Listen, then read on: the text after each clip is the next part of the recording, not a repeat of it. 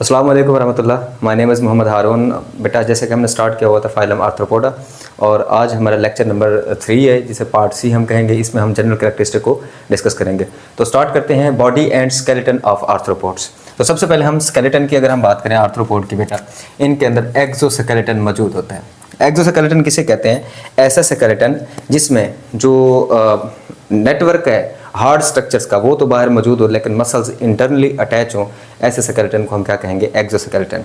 यानी स्केलेटन बाहर होगा और मसल्स अंदर की तरफ से अटैच होंगे, और फिर ये दोनों मिलकर किसी ऑर्गेनिज्म की बॉडी को सपोर्ट कर रहे होंगे। तो ऐसे स्केलेटन को हम क्या कहते हैं बेटा? एक्सोस्केलेटन कहते हैं। क्लियर?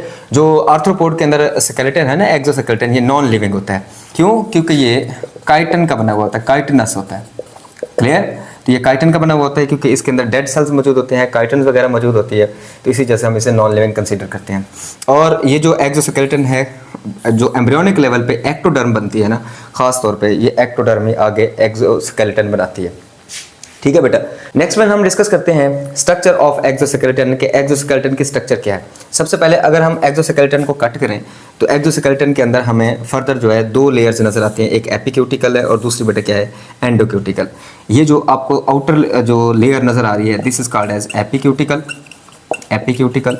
और जो नीचे बल्क जो हिस्सा, ये बड़ा सा मेजर आपको हिस्सा नजर आ रहा है, इसको हम बेटा क्या कहते हैं? प्रोक्यूटिकल भी कहते हैं। और प्रोक्यूटिकल की जगह पे, प्रो की जगह पे हम एंडो वर्ड भी यूज कर सकते हैं। जो मेजर पार्ट है वो प्रोक्यूटिकल का बना होता है, बल्क हिस्सा, और जो बाहर वाली लेयर है बेटा वो किसकी होती है? उसकी क्या कहलाती है? एपिक्यूटिकल कहलाती है। अब ये जो एपिक्यूटिकल है ये फर्दर किस चीज़ से मिलकर बनी हुई होती है? इसके अंदर लाइपोप्रोटीन होते हैं। लाइपोप्रोटीन यानी कि लिपिड और प्रोटीन के कम्बिनेशन से जो मॉलिक्यूल बनता है उसे लाइपोप्रोटीन कहेंगे।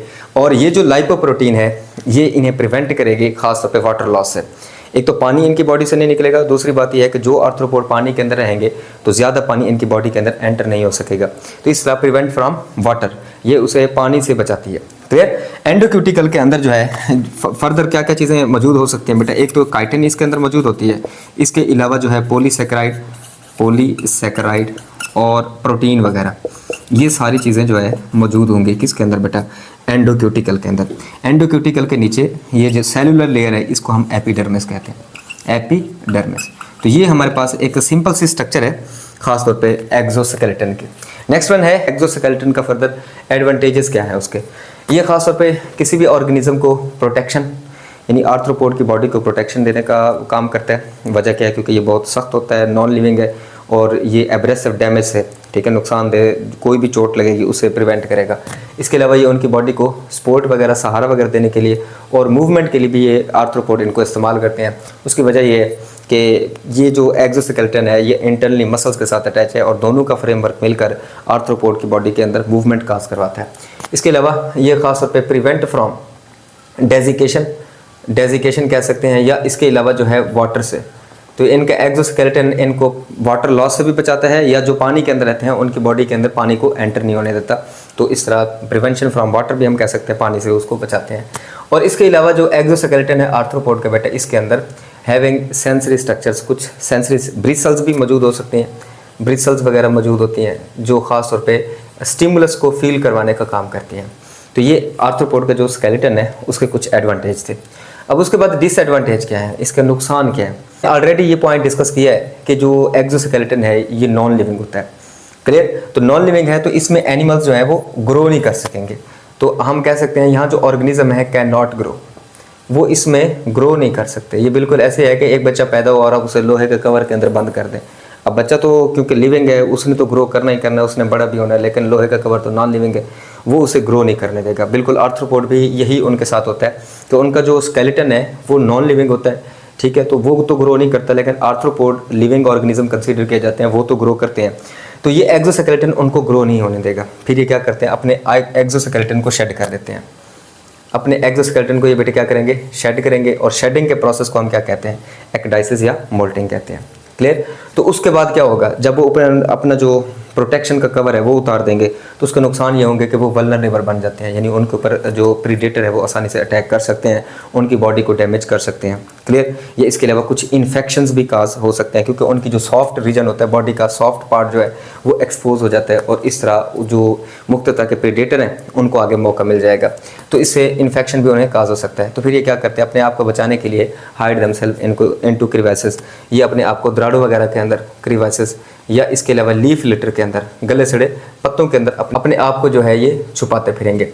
तो इस तरह ये इनके डिसएडवांटेज में ये बात आएगी कि एक्सोस्केलेटन जो ऑर्गेनिज्म है उसको ग्रो नहीं होने देगा, तो वो उसको शेड करेंगे, फिर ये वल्नरेबल बन जाएंगे, प्रेडेटर इन पर अटैक करेंगे, तो अपने आप को ये बचाते फिरेंगे। क्लियर। अब ये जो शेडिंग प्रोसेस है, एक्सोस्केलेटन को उतारने का प्रोसेस है ना, इसको हम क्या कहते हैं, एक्डाइसिस भी कहते हैं, दूसरा नाम है मोल्टिंग। तो यहाँ पर जो हार्मोन इस्तेमाल होता है ये हार्मोनल एक्शन है। यहाँ जो हार्मोन इस्तेमाल होता है बेटा ये एक्डाइसोन है, ये आप लोगों ने ऑब्जेक्टिव के लिए याद रखना है। तो एक्डाइसोन का काम होता है कि इनके अंदर मोल्टिंग करवाए। अब सिंपल ये प्रोसेस होगा क्या, तो इसका मैकेनिज्म समझते हैं। सबसे पहला काम ये होगा कि enzyme secreted from hypodermal glands digest the old procuticle. Epidermis के अंदर, एपिडर्मिस से लोअर लेयर होती है जिसे हम हाइपोडर्मिस कहते हैं, वहाँ से कुछ एंजाइम सेक्रेट होंगे और वो क्या करेंगे, जो हमारे पास ये यहाँ तक का हिस्सा प्रोक्यूटिकल का होता है ना, एंडोक्यूटिकल का यहाँ तक का हिस्सा ये डाइजेस्ट कर देंगे, तोड़ देंगे। क्लियर हो गया। तो इस तरह ऊपर वाला जो हॉल है प्रोक्यूटिकल का बचा हुआ हिस्सा, एपिडर्मिस जो एपिक्यूटिकल है इसका बचा हुआ हिस्सा, ये दोनों के दोनों क्या हो जाएंगे, इससे एपिडर्मिस से थोड़ा सा सेपरेट हो जाएंगे, अलग हो जाएंगे। ठीक है, ये अलग होना शुरू हो जाएंगे। फिर क्या होगा, एपिडर्मिस से ऊपर दोबारा नई प्रोक्यूटिकल और एपिक्यूटिकल बनना वहाँ पर शुरू हो जाएगी। ठीक है, फिर उसके बाद जब नया एक्सोस्केलेटन बन रहा है ना, वो साइज़ में लार्ज होगा। आर्थ्रोपोड चूँकि जैसे जैसे बड़े होते जाएंगे उसी हिसाब से एक बड़ा सा कवर बनाया जाएगा। ठीक है, फिर उस कवर को मजबूत करने के लिए वहाँ पर डेपोजिशन ऑफ कैल्शियम कार्बोनेट को भी डिपॉजिट किया जाएगा। इसके अलावा स्क्लेरोटाइजेशन यानी कि डेपोजिशन ऑफ कैल्शियम, तो स्क्लेरोटाइजेशन के ज़रिए भी क्या किया जाता है, उस एक्सोस्केलेटन को बेटा हार्ड किया जाता है।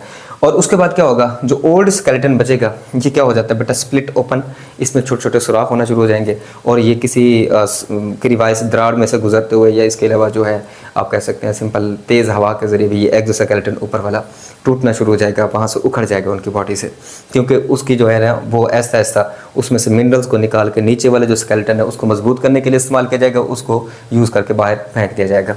क्लियर हो गया बेटा। तो ये था प्रोसेस एक्डाइसिस का, या जिसे हम मोल्टिंग भी कहते हैं। यहाँ तक जो हमारा प्रोसेस था स्केलेटन वो कंप्लीट होता है। उसके बाद जो नेक्स्ट पार्ट था ना, सब टॉपिक था बॉडी। तो जो आर्थ्रोपोड है उनकी बॉडी के अंदर कौन कौन से हिस्से होते हैं, आर्थ्रोपोड्स की जो बॉडी है वो सेगमेंटेड होती है, सेगमेंट में डिवाइड होती है। तो हेड, थोरैक्स और एब्डोमेन, क्लियर, ये तीन हिस्सों में डिवाइड है। और हेड रीजन के अंदर जो आपको अपेंडेजेस नज़र आते हैं उनमें जॉज है, इसके अलावा कंपाउंड आइज और ऑसिलाई। ऑसिलाई जो है ख़ास तौर पे ये आई की तरह की स्ट्रक्चर ही होती है हेड रीजन पर, लेकिन ये सिंपल आई के तौर पर माना जाता है कि जो पुराने आर्थ्रोपोड थे शुरू वाले, वहाँ तो ये ख़ास तौर पे विजन देखने के लिए इस्तेमाल होती थी, लेकिन अब सिर्फ और सिर्फ इनके अंदर फोटो रिसेप्टर होते हैं, सिर्फ ये लाइट इंटेंसिटी को डिटेक्ट करने का काम ये करवाते हैं ऑसिलाई वगैरह। इसके अलावा कंपाउंड आई, इंशाल्लाह फिर नेक्स्ट लेक्चर के अंदर हम कंपाउंड आइज को डिस्कस करेंगे। कंपाउंड आई बहुत ज़्यादा छोटे छोटे यूनिट से मिलकर बने हुए होते हैं जिनको हम ओमाटिडियम कहते हैं। क्लियर। और थोरैक्स रीजन के अंदर जो आपको अपेंडेजेस या कुछ स्ट्रक्चर्स थोरैक्स रीजन के अंदर नजर आते हैं, तो लेग्स वहाँ पर अटैच होंगे, याद रखना है 3 पेयर ऑफ लेग्स। ठीक है, जो खास तौर पर क्लास इंसेक्ट है ना उनमें 3 पेयर होते हैं लेग्स के, और इसके अलावा विंग्स की अगर हम बात करें तो उनमें 2 pair of wings class insect के अंदर अटैच होते हैं। तो विंग्स और लेग्स वगैरह थोरैक्स रीजन के साथ अटैच होंगे। इसके अलावा एब्डोमेन रीजन के अंदर विजुअल ऑर्गन होंगे, रिप्रोडक्टिव ऑर्गन हो सकता है, एक्सक्रीटरी सिस्टम है, इसके अलावा डाइजेस्टिव सिस्टम के जो मेन ऑर्गन्स हैं वो आपको खास तौर पे इस एब्डोमिनल रीजन के अंदर नजर आएंगे। तो यहाँ तक जो हमारा पार्ट था ना body and skeleton of arthropod, ये कंप्लीट यहाँ पर होता है।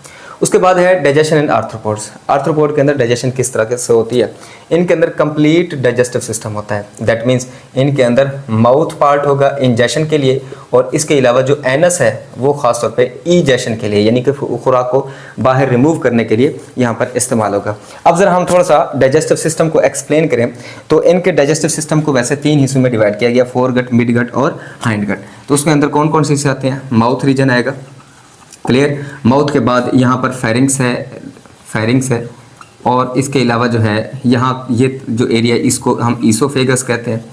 ईसोफेगस, ये जो हमारे पास ये हिस्सा हमें नज़र आ रहा है इसको हम क्या कहते हैं बेटा, क्रॉप कहते हैं। क्रॉप के बाद ये आपको ब्लैक कलर में छोटी सी थैली नज़र आ रही है, इसको हम गिज़र्ड कहते हैं। ये पार्ट क्या कहलाएगा बेटा, गिज़र्ड कहलाएगा। और फिर उसके बाद ये जो आपको ये ट्यूब नज़र आ रही है इसको मिड गट भी कहते हैं या मेसेंटेरोन भी कहते हैं, ये स्टोमक का काम करेगी। मेसेंटेरॉन इसे कहेंगे। इसके अलावा आप ये जो लास्ट हिस्सा है इसको 3 हिस्सों में डिवाइड कर सकते हैं। ये हिस्सा इलियम कहलाता है, ये इलियम कहलाएगा, और उसके बाद इस हिस्से को हम कोलोन कहते हैं, और ये वाला लास्ट पार्ट जो है इसको रेक्टम कहा जाता है। क्लियर? तो ये इसके डाइजेस्टिव सिस्टम के पार्ट हैं। इसके अलावा डाइजेस्टिव सिस्टम के अंदर और कौन से हिस्से यहाँ पर आपको देखने को मिलेंगे, ये जो आपको फोरगट, ये यहाँ से लेके यहाँ तक ऐसा फोरगट कहलाता है। तो फोरगट और मिड गट के जंक्शन पे ये आपको जो ट्यूब्स नज़र आ रही है ना, इनको हम हेपेटिक सीके कहते हैं, हेपेटिक सीके हम इन्हें कहते हैं। क्लियर? और उसके बाद मिड गट और हाइंड गट के जंक्शन के ऊपर ये जो आपको यहाँ पर डक्ट्स नज़र आ रही हैं, इनको हम बेटा नेक्स्ट वन कहते हैं मालपीजियन ट्यूब्यूल्स, इनको मालपीजियन ट्यूब्यूल्स कहा जाता है। तो ये इसके सिंपल जो है डाइजेस्टिव सिस्टम की एनाटॉमी थी। अब ज़रा थोड़ा सा डिटेल से समझते हैं। माउथ पार्ट के अंदर काइटनस जॉज होते हैं, ठीक है, जो क्या कर रहे होंगे, खुराक को चबा रहे होंगे, छोटे छोटे पाउडर की शक्ल में तब्दील कर रहे होंगे, लेकिन ये पाउडर थोड़ा सा लार्ज साइज़ का होता है। फिर उसके अलावा माउथ पार्ट के अंदर आपको ये सलाइवरी ग्लैंड भी नज़र आ रहे हैं। मैं इसको S.G, क्योंकि स्पेस नहीं है तो मैं सलाइवरी ग्लैंड को S.G से आप इसको समझ लीजिएगा। सलाइवरी ग्लैंड का क्या काम होता है कि यहाँ पर सलाइवा जो बनता है, सलाइवा के अंदर जो सलाइवरी अमाइलेज एंजाइम होता है, वो सलाइवरी अमाइलेज के ज़रिए जो खुराक के अंदर स्टार्च मटेरियल है उसको पार्शियली डाइजेस्ट करेंगे। फिर खुराक जो है ईसोफेगस फेरिंग्स को क्रॉस करते हुए इस थैली के अंदर स्टोर होगी, जिसको हम क्या कहते हैं, क्रॉप। क्रॉप का काम होता है स्टोरेज फंक्शन का। उसके बाद क्रॉप से आगे जो पार्ट नज़र आ रहा है, एक छोटी सी थैली नज़र आ रही है, इसको गिज़ल्ट कहते हैं। गिज़ल्ट के अंदर जो है ना 5 to 6 काइटनस टीथ लगे हुए होते हैं, काइटन के बने हुए टीथ होते हैं, जो फर्दर ग्राइंडिंग करते हैं, खुराक को मज़ीद फाइन पाउडर की शक्ल में उसे कन्वर्ट करते हैं। फिर उसके बाद खुराक आगे जैसे ही पास होगी तो यहाँ पर हेपेटिक सीका से एंजाइम रिलीज होते हैं, जो खुराक को फर्दर मुकम्मल तौर पर डाइजेस्ट करवाते हैं। फिर उसके बाद जो खुराक की डाइजेशन होती है, मेसेंटेरॉन जो कि स्टमक का काम करता है, ये फर्दर क्या करेगा, उसको डाइजेस्ट करेगा। फिर उसके बाद यहाँ पर जो हमारे पास ये मालपीजियन ट्यूब्यूल्स है, इनका काम एक्सक्रीशन का होता है, जो अगले टॉपिक के अंदर हम डिस्कस करते हैं। फिर उसके बाद इलियम है, कोलोन है, रेक्टम है, जो मटेरियल वाटर की रीअब्जॉर्प्शन वगैरह करानी है वो सारी चीज़ें रीअब्जॉर्ब हो जाएंगी। तो उसके बाद जो अनडाइजेस्टेड फूड है उसको स्टोर किया जाता है रेक्टम के ज़रिए, और एनल रीजन के ज़रिए जो अनडाइजेस्टेड फूड है उसको बाहर निकाला जा रहा होगा। तो ये सिंपल हमारे पास डाइजेस्टिव सिस्टम ऑफ आर्थ्रोपोड है, जिसमें हमने मिसाल जो है वो कॉकरोच के लिए हुई है। तो अब ज़रा 1 by 1 हम इन पॉइंट्स की रीडिंग करते हैं। बेटा फोरगट, ठीक है, ये 3 हिस्सों में डिवाइड किया हुआ है, मिड गट है और इसके अलावा हाइंड गट है। फोरगट के अंदर आपको कौन से पार्ट नजर आएंगे, माउथ, फेरिंक्स, ईसोफेगस, गिज़ल्ट और क्रॉप। और क्रॉप के अंदर जो है टीथ लगे हुए होते हैं, जिनको हम काइटनस टीथ कहते हैं, जो खुराक के मुकम्मल ग्राइंडिंग करवाते हैं। मिड गट को हम स्टोमक कह सकते हैं। तो स्टोमक के अंदर क्या होता है, फूड की मुकम्मल डाइजेशन होती है, तो यहाँ पर भी खुराक की मुकम्मल डाइजेशन होगी। फिर उसके बाद हाइंड गट है, हाइंड गट के अंदर इलियम, कोलोन और रेक्टम होंगे। तो इलियम, कोलोन और रेक्टम का काम यही होता है कि वाटर और साल्ट की रीअब्जॉर्प्शन वगैरह करवाना। क्लियर? फिर उसके बाद कुछ आपको यहाँ पर हेपेटिक सीके का जो है रेफरेंस, हेपेटिक सीके का रेफरेंस यहाँ पर दिया हुआ है।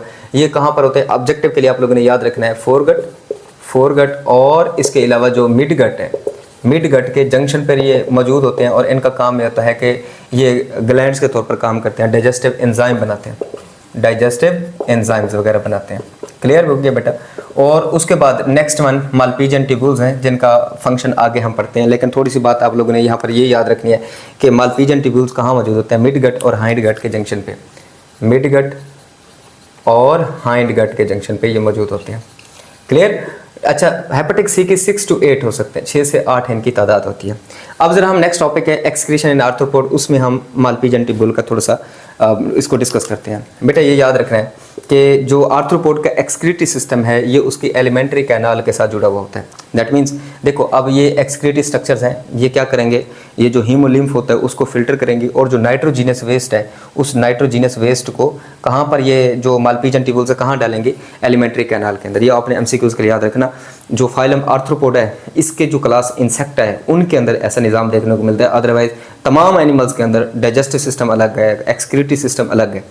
क्लियर? तो यहाँ पर कौन सी चीज़ें जो है नाइट्रोजीनस वेस्ट के तौर पर काम करती हैं, अमोनिया, खासतौर पे वो जो आर्थ्रोपोड के मेंबर जो पानी के अंदर रहते हैं वो अमोनिया सेक्रेट करते हैं, और जो खुश्की पर रहते हैं बेटा वो क्या करेंगे, यूरिक एसिड सेक्रेट करेंगे। तो ये कौन सेक्रेट करेगा, मालपीजियन ट्यूब्यूल्स कहाँ मौजूद हैं, ये ऑलरेडी हमने पढ़ा है, मिड गट और हाइंड गट के जंक्शन पे। तादाद इनकी होती है 100 to 150 इन नंबर्स। अब ये सिंपल प्रोसेस क्या होता है, देखो थोड़ा सा इसको हम इलेबोरेट करते हैं, आसान करते हैं।